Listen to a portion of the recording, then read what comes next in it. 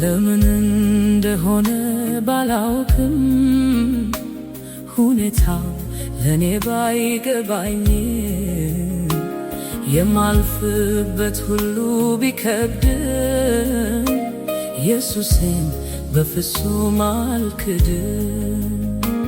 ጊዜ ሲያልፍ ጊዜ እኮ ይተካል፣ እንዳለ ሁሉ መቼ ይቆያል።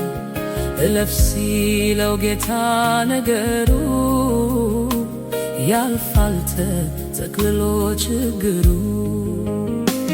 በአምላኬ የተረዳሁ በክንዱ የተደገፍኩት አንቼ ቆምኩኝ ተዘልዬ አለሁኝ ይሄው ከና ብዬ።